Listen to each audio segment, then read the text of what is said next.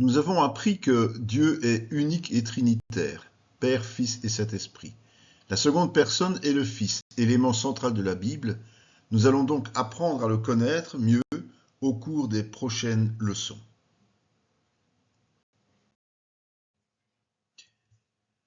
Jésus dans les prophéties. L'arrivée de Jésus était attendue depuis la chute d'Adam et Ève. Nous avons vu que les sacrifices de substitution étaient insuffisants pour couvrir définitivement la faute de l'homme et que seule la mort substitutive de celui qui viendrait de la part de Dieu et qui ne pécherait point amènerait cette renaissance spirituelle. Dieu a toujours pris soin de l'humanité, même déchue, et ne l'a que très rarement laissée sans information. Il a parlé par la bouche de ses prophètes, parfois clairement, souvent par énigme, afin que ceux qui ne devaient pas voir demeurent aveugles. Dans Jérémie 23,5 et Luc 1,32, de qui Jésus sera-t-il le descendant? Ésaïe 7,14, quel nom lui sera donné? Matthieu 1,23, que signifie ce nom? Ésaïe 9,5, Luc 1,31, quels autres noms lui seront donnés? À votre avis, que signifie le nom de Jésus? Ésaïe 7,14, Luc 1,27, quelle est l'autre particularité de sa naissance? Matthieu 1,25, que s'est-il passé? Galates 4,4, quand est-ce arrivé? Dieu a agi à sa guise, sans nous avertir du moment. Sachons simplement reconnaître que quand il agit, c'est toujours au moment idéal pour nous, à condition que nous soyons prêts. Cela se passera de la même manière au moment du retour de Christ sur terre. Nous le verrons plus tard. Celui qui est annoncé et attendu n'est autre que le successeur de David, à qui la promesse d'un trône éternel a été faite au travers de sa postérité. Il est évident que son arrivée sera particulière parce qu'il va naître d'une Vierge Marie et qu'il portera un nom prédestiné, Dieu avec nous. C'est en effet Dieu, nous le vérifierons plus tard, qui descend auprès de nous. Attention toutefois de ne pas nous tromper concernant Marie. Elle est bien la mère d'un homme exceptionnel, nous verrons que Jésus a deux natures, mais pas la mère de Dieu, comme certains le pensent. D'autres informations nous sont données qui ne laissent planer aucun doute quant au fait que Jésus est celui que le monde attend. Dans Michée 5.1, où doit naître Jésus? Dans Matthieu 2.1, où est-il né? Ésaïe 53.5.6, qu'est-il venu faire? Recopiez le passage en entier. Ésaïe 53.5.6, lisez aussi de Luc 2.11. Maintenant, reprenez ce même passage, mais avec vos mots et en vous impliquant personnellement. Qu'est-ce que cela provoque en vous? Jésus est venu payer le prix fort à notre place, au travers de souffrances atroces, alors que rien ne pouvait lui être reproché. Notre Dieu d'amour, au travers du Fils, est personnellement venu racheter nos fautes. Comment pourrions-nous encore l'accuser d'injustice ou de manque de charité envers l'humanité?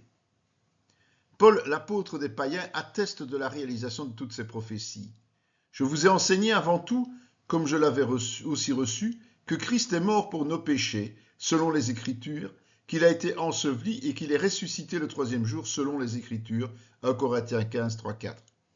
Qu'est-ce qui nous permet de dire que Paul confirme les prophéties? Dans Luc 1, 69, 70, voyez aussi ce qu'en dit Luc. Voici donc les réponses de cette première partie. Il est aussi bon de se rappeler cette phrase, Jésus lui dit, je suis le chemin, la vérité et la vie, nul ne vient au Père que par moi.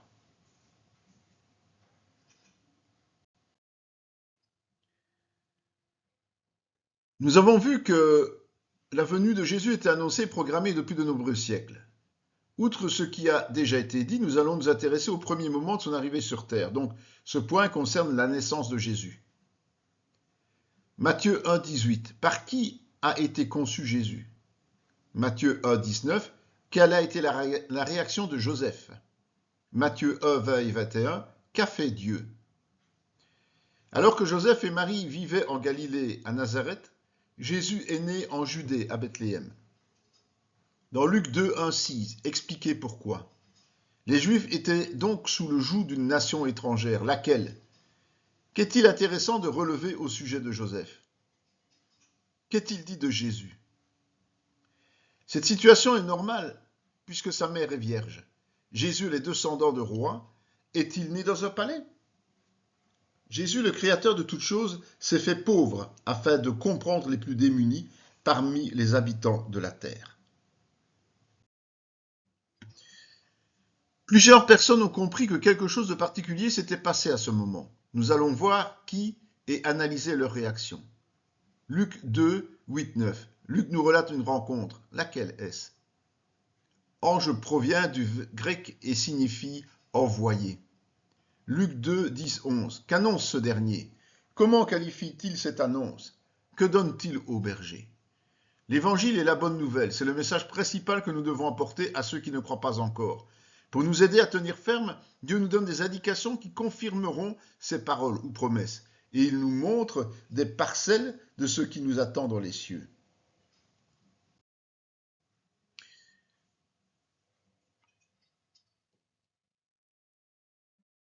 Luc 2, 15, 16.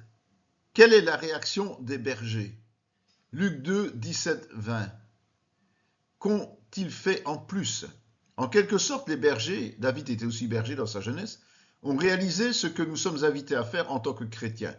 Croire, agir, témoigner et glorifier Dieu. Les bergers étaient des gens très simples et ils ont cru le message de l'ange. D'autres personnes ont été averties. Matthieu 2, 1, 2. Lesquels? Qui sont-ils venus voir en premier? Qui est ce dernier? Matthieu 2, 9, 10. Comment ont-ils été dirigés? D'où sont-ils originaires? Qu'ont-ils fait auprès de Jésus? Pourquoi l'adorent-ils? Matthieu 2, 2, 11. Matthieu 2, 7, 8. Que leur a demandé Hérode? Matthieu 2, 13. Étaient-ils sincères? Matthieu 2, 12. Que font les mages? Par qui ont-ils été avertis? Un autre personnage a aussi été averti de cette naissance, Siméon. Luc 2, 25. Comment est décrit Siméon? Luc 2, 26. Qui l'a averti? Luc 2, 27. Dans quelles circonstances vient-il au temple? Qui s'y trouve? Pourquoi? Luc 2, 28, 29. Que fait Siméon?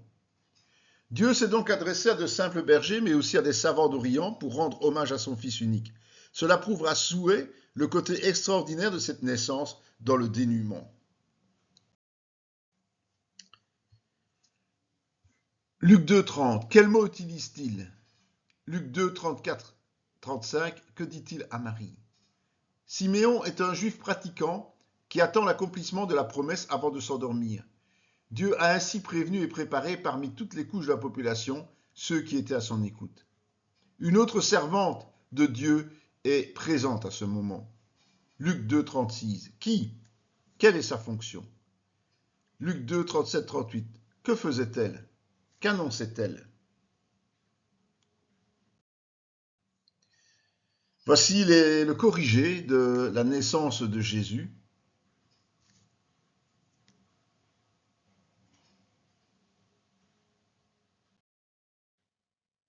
Voici une deuxième partie de ces réponses, car il y a de nombreuses questions. Prenez le temps de comparer vos réponses à celles-ci pour pouvoir mieux appréhender la suite.